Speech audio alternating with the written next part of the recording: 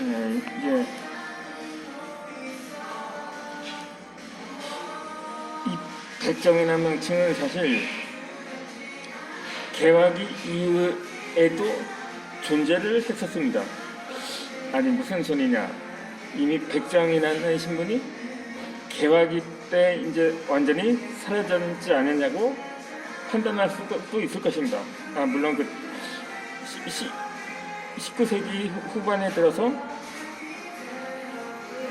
백정이 의사가 되는 가히 기적 같은 일이 일어나기도 했었는데, 그러니까 가부 경장 이후에 웬만한 무식의 풍습은 대부분 사라졌다고 볼 수도 있을 것입니다. 하지만 이 일반 평민들 사이에서는 여전히 자신보다 처한 사람들을 일컬어 여전히 백정으로 판단을 했었던 것입니다. 그러다 보니까 일제강점기 때는 이 백정들이 단체를 결성을 하기까지 합니다.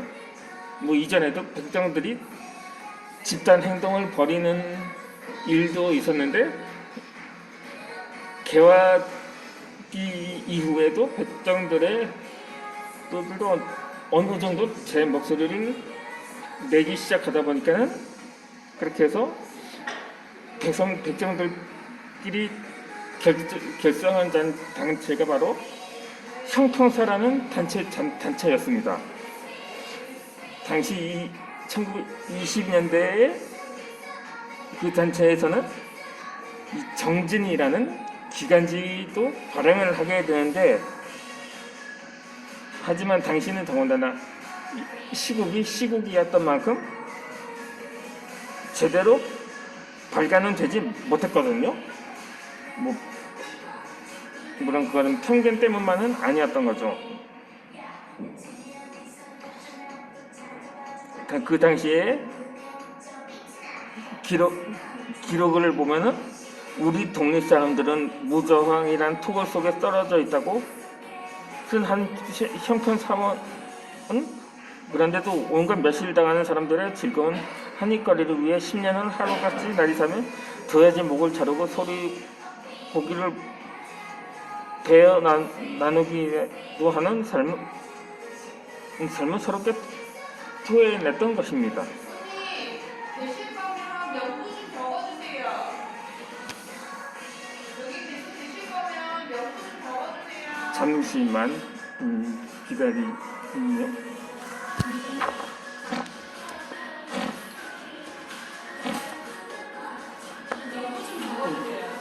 불러드릴게요. 그렇죠.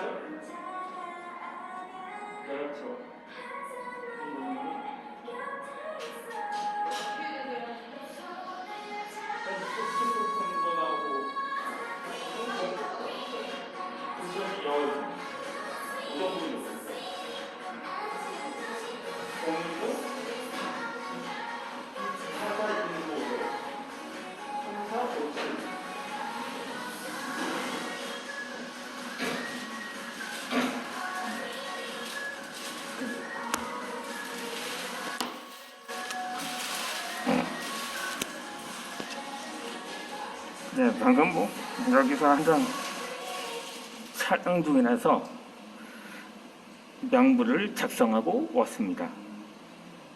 이어서 백정들이 단체를 형평사라는 단체를 결성해서 기간지를 발행한 이야기를 계속 해드리고자 합니다. 나머지 이런 기간지 제1호에서 발간된 이 칼럼이라고 해야 할까요?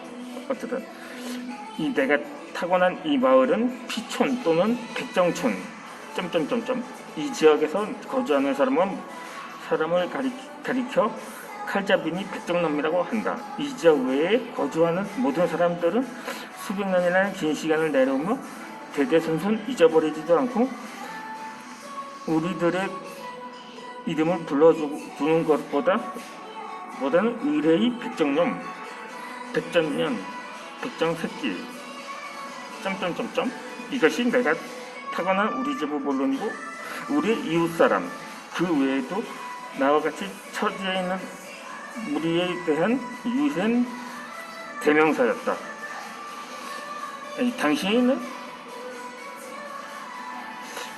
20세기 초반이었음에도 여전히 백정은 백정이었다는 증거였던 거죠. 그러니까 당시에도 이름은커녕 의뢰, 백정놈, 년, 새끼 이런 식으로 부렸던 그들의 존재였던 것입니다. 그러니까 본명조차도 사치였던 거죠. 실제로는 일상생활에서도 백정들이 받는 차별은 이루 말할 수가 없었던 거죠.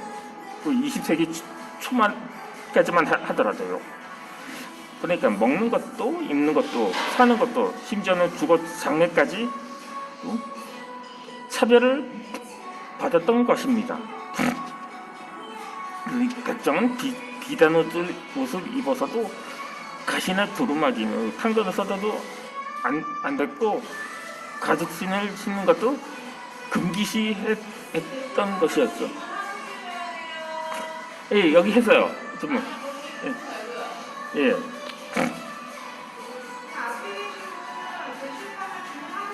네?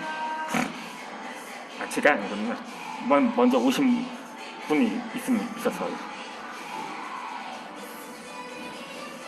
밖에 나갈 때는 산에는 머리를 흐트리고 패링을 써야 안악들은 낙인 같은 먹석 덩어리에 올림머리를 해야 했던 거였습니다. 길가에서 양민을 만나면 아무리 어린 아이라도 백정에게 반말을 할 수 있었고 거꾸로 백정을 아무리 나이가 들어서도 소인이라 하면 고개를 숙여야 했었습니다. 양민 앞에서는 먹거나 마실 수도 없었고 공장소를 지휘할 때는 마치 전염병자라도 그냥 허리를 숙일 때 빠르게 종용검을 지나가야 했었던 것입니다. 혼인날에도 말이나 간말을 탈 수 없는 것은 모르겠는 그 어떤 치장도 할 수도 없었던 거죠. 이 순조 때는 개성부에 사는 한 백정이 혼인날 광복을 입고 일산을 쓴 적이 있었습니다. 그러다 온 마을 사람들이 감히 무슨 짓이냐고 들고 일하는데도 광복을 빌려준 사람을 두들겨 패고 백정의 집은 아예 부서 허물어뜨리기까지 했었습니다. 겨우 햇빛을 가리는 일산이 뭐라고 혼인날 겨우 그 정도 치장에 대해서 무슨 대역절지인 것 하는 그렇게 완전히 아작이 나버렸던 거죠. 여기서 일산이 그러니까 오늘날 말하면 우산이라고 했던 거죠. 그러니까 이 죽어서까지 백정들은 차별을 받았던 것입니다. 백정은 따로 상여를 쓸 수도 없었고 가정일이 금지되었다고 했습니다. 양만 가까이 못 쓰게 양마보다 높은 곳에서 못을 무는 것은 감히 엄두도 못했던 거죠.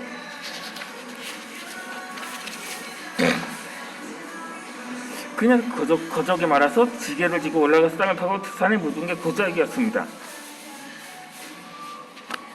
그러니까 유족이 직접 시신을 처리하고 장사를 지내야 했던 것이 바로 백정들의 세계였던 거죠.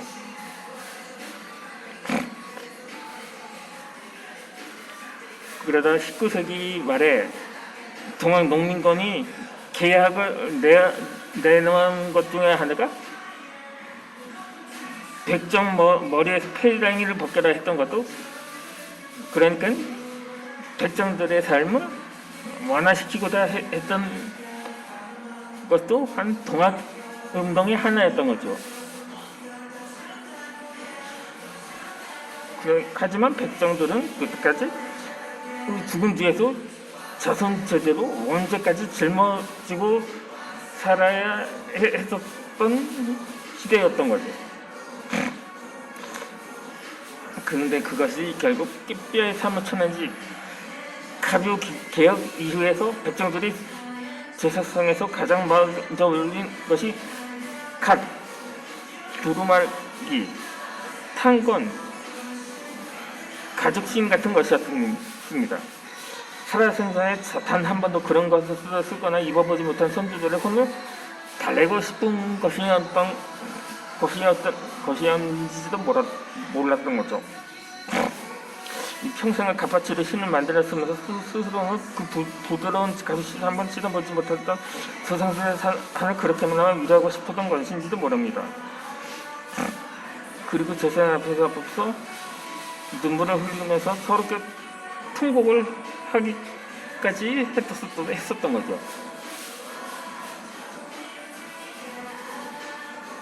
그러니까 그것은 20세기 초까지만 해도 그러한 관습이 이어져 왔었던 것입니다. 이 법이 허가를 했어도 관습이 허가를 하지 않았던 거죠. 어쩌다가 백성이 갓을 쓰고 나가면 감히 백성이 갓을 썼다고 의도 터지기 있었던 거죠.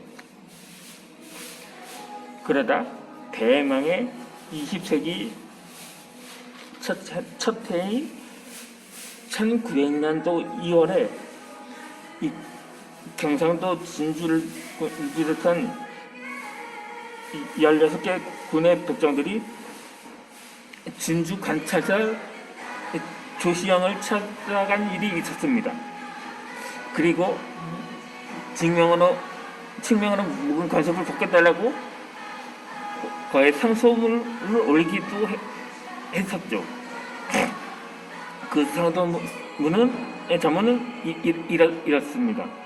이 소를 잡아먹건 천한 백성이라 이삭그 머리에 가서 쓰지 못하셨으나 가부경장 이후 하늘 같은 임금님 은혜를 입어 저희도 똑같은 가사를 쓸 수 있게 되었습니다. 그러나 참 이게 말하기가 좀 욕설 같아서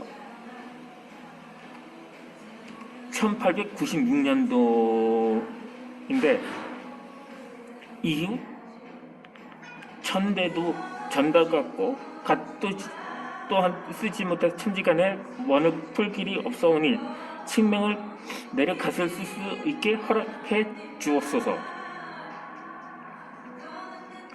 이에 대한 관찰사의 답변이 기가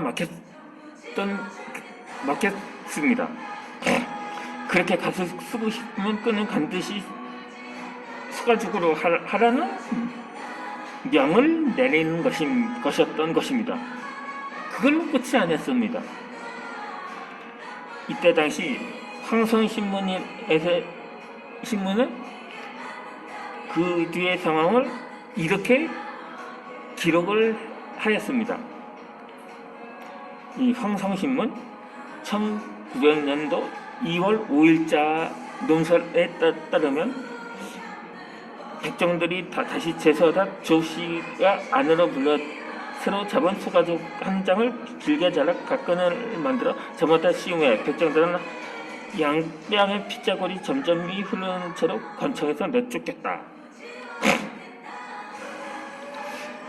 결국 끝내 각 한 번 제대로 쓰지 못했다고 볼 수가 있는 거죠. 이어서 설명을 드리도록 하겠습니다.